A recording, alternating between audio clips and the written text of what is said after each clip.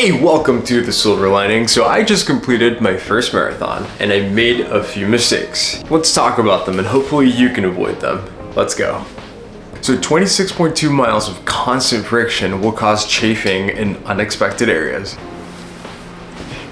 So yeah, you might be wearing a very comfortable, silky, smooth t-shirt, but 26.2 miles, even that isn't enough. Then you end up with scabbed nips for the next week. Solution, Band-Aid. Or, I just Googled this, nip ease, apparently. I haven't tried them, I'm gonna do it for the next time. And to be extra safe, you wanna get yourself one of these and just butter yourself up everywhere. In between the crotch, in between the legs, anywhere where there will be friction.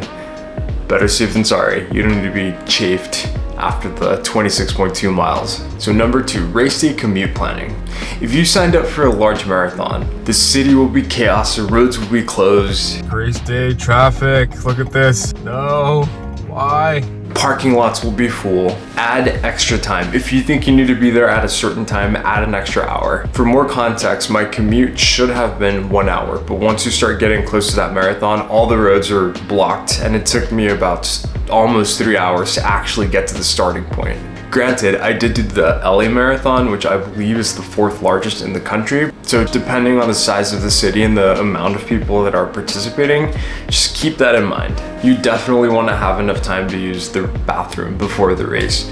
In my experience, they never have enough bathrooms in any of the races I've done, so there's always like a 10 to 15 minute wait to use a bathroom before the race. As a bonus side note, if you're driving to the event and you're parking at the finish line, if you park in a parking garage, you will be stuck there for a while trying to get out in all the chaos of the post-race events. It took me about an hour and 30 minutes of sitting in the car to get out of the parking garage. That was awful. I almost got out and went and watched a movie at the nearest mall. My suggestion, park on the street away and walk. That way you don't have to deal with traffic after you get done. Or just get dropped off, much easier. Number 3, breakfast and nutrition.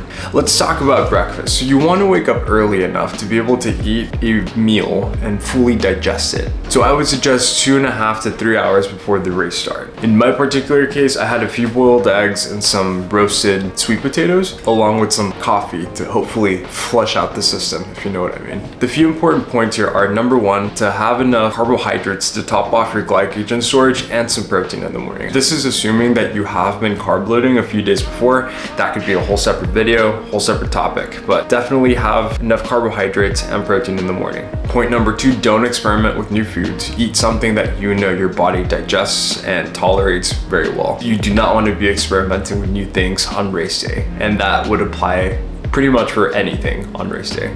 For example, your nutrition.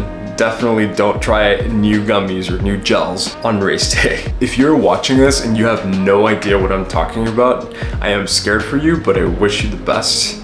And here's what I would do.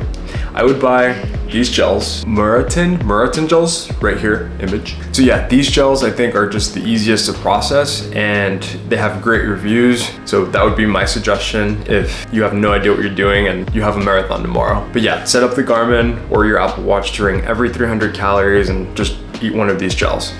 So to wrap things up, I think the best thing you could do is do a trial run on your last large run of training before the marathon. What do I mean by that? I mean, wake up at the same time as you would, have the same exact breakfast, wear the same sneakers, the same socks, the same shirt that you're gonna wear, the same gels throughout the day. That's gonna give you the ability to catch something that might go wrong and you can tinker and adjust. If you can do it twice, replicate that trial twice, even better. More micro adjustments. Other than that, I hope these helped and good luck on your marathon. I'll catch you on the next one.